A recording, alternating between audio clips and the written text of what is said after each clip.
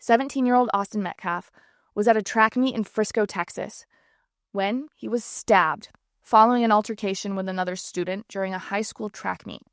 Austin was stabbed in the heart by 17-year-old Karmelo Anthony, who has been arrested and charged with first-degree murder. What allegedly transpired, according to a police report, was that Karmelo was in a tent designated for Austin's high school team. Karmelo was in the wrong tent. They are not on the same team. And Austin then got, allegedly, aggressive with Karmelo, telling him to leave the private tent. And that's when Karmelo pulled out a knife and stabbed Austin. Austin died in the arms of his twin brother, Hunter Metcalf, who appears to be the only witness to what happened. What seems to be a very cut and dry story, though, has quickly evolved into a racial conversation. Now, for the listening audience, you must know, Austin Metcalf was white and Karmelo Anthony was black. I do have to be very careful in my statements because Karmelo Anthony's legal team is doling out demands for retractions if journalists or commentators, such as myself, claim that he stabbed Austin Metcalf. To my understanding, it is not up for debate whether Karmelo stabbed Austin. It's not up for debate whether Austin died as a result of being anything other than stabbed. What's up for debate right now is whether Karmelo killed Austin in the pursuit of self-defense, whether it was premeditated or not, whether Karmelo brought a knife with him to a school-sanctioned track event. All of this is to be uncovered as we get more details. But again, to my knowledge, whether Karmelo killed Austin is not up for debate. My friend Xavier Girusso, who hosts a popular show for PragerU, received a demand for retraction for defamatory comments from the American Freedmen Legal Fund, demanding that his tweets about Karmelo's alleged actions be taken off of social media. Here's what the statement reads. The American Freedmen Legal Fund issued this formal statement in a response to a post by Xavier, which publicly labels Karmelo Anthony, an unverified youth, as someone who belongs in prison and called him evil. These remarks are not only cruel and inflammatory, but legally defamatory, especially given the absence of a conviction and the fact that this case is still pending. This type of speech is irresponsible and inflicts further harm on a youth, unverified, who is still presumed innocent under the law. No person, especially a minor, should be subject to open calls for incarceration or character assassination without due process. It is not defamatory to think a student who stabs another student, in self-defense or not, belongs in jail. That's a quite reasonable opinion.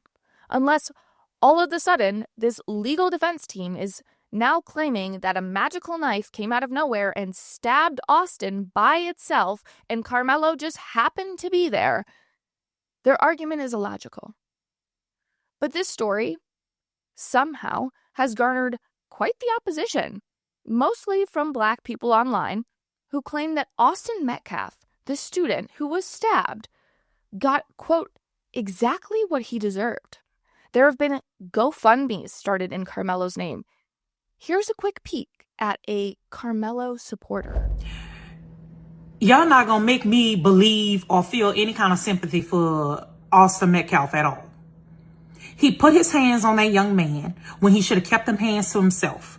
When the young man told him, touch me and see, you bet not touch me, that meant that I don't want you in my space. I don't want you touching me.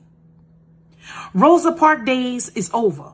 You cannot think that you can move somebody out of a seat that you don't own and think that it's going to be okay. And you can't determine how I'm going to retaliate on you when you put your hands on me in an aggressive manner. Austin Metcalf got exactly what he deserved. Point blank, period. It's time out for feeling sorry for somebody's feelings or feeling emotional about somebody's feelings. Austin Metcalf should have kept his damn hands to himself. Point blank, period. If you're wondering how this narrative spun completely out of control, again, my friend Xavier did a great job at providing context as to why people are donating to Karmelo. His statement reads, I am not defending Karmelo. I am providing context for those genuinely wondering why people would be donating to a murderer. It's not just because he's Black. The growing narrative is that Karmelo stabbed in, quote, self-defense. This is because, allegedly, Austin broke Karmelo's phone, grabbed his backpack, and threatened Karmelo after he refused to leave the tent, leading to Karmelo's horrific escalation. People are comparing the circumstances to Kyle Rittenhouse. Now, that is not my stance, Xavier says. That is what I am reading as the growing narrative. Xavier said Karmelo belongs in prison. What he did was evil. As this case creates more division, I hope we start to focus on the facts rather than just demonizing all Black youth.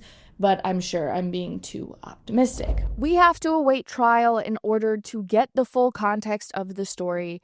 But sadly, one party won't be there to give his side of the story because he's no longer with us. Now, if the alleged narrative is true, that Karmelo was in the wrong tent and Austin was this awful bully who was being mean to Karmelo, that just doesn't warrant murder. Unless there was an actual threat to Karmelo's life, that is not self-defense. And already the details aren't adding up, right? Austin stole Karmelo's backpack. Then how was he able to pull out a knife from his backpack? The details are not adding up. So I am skeptical, but of course here to bring you the full story and all the context so that you can make informed decisions. I will do my absolute best to keep you up to date on the story moving forward as it heads to trial. It's hard to know what information to trust, especially when information is released faster than it can be verified. And let's be honest, reporting nowadays really favors clickbait journalism over high-quality journalism. And that's why when I prep this show and when I'm reading my news day to day, I trust and use Ground News. It's an app and website that combines news from all different sides of the political spectrum to give you the facts and see where the media is exaggerating, sensationalizing, or underreporting news.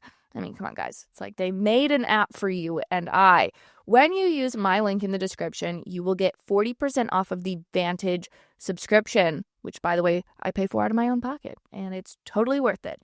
Head over to check.ground.news/Chrissy, CHRISSY, to get informed on the go. I love uncovering the truth in politics, in media, and even the truth about what's in our so-called cleaning products. Most of those store-bought cleaning products are loaded with toxic chemicals, hormone disruptors, and allergens. During allergy season, seriously, we don't need that. This is stuff that can impact your health, your kids' health, and even your pets. That's why I made the switch to Branch Basics. Their products are completely non-toxic and human safe. No synthetic fragrances, no weird chemicals. They use plant and mineral-based formulas that leave your home truly clean without compromising your health. If you are ready to toss the toxins, head over to branchbasics.com/Chrissy, or you can use the link in the description. And when you use code Chrissy, that is CHRISSY, you will get 15% off your first order. Again, use code Chrissy at checkout. Thanks so much for watching. If you liked what you heard, please be sure to subscribe and leave a comment about how beautiful, intelligent, and funny I am. And if you want more content, click right over here for more videos and clips of my show. I'll see you back here next time. Bye!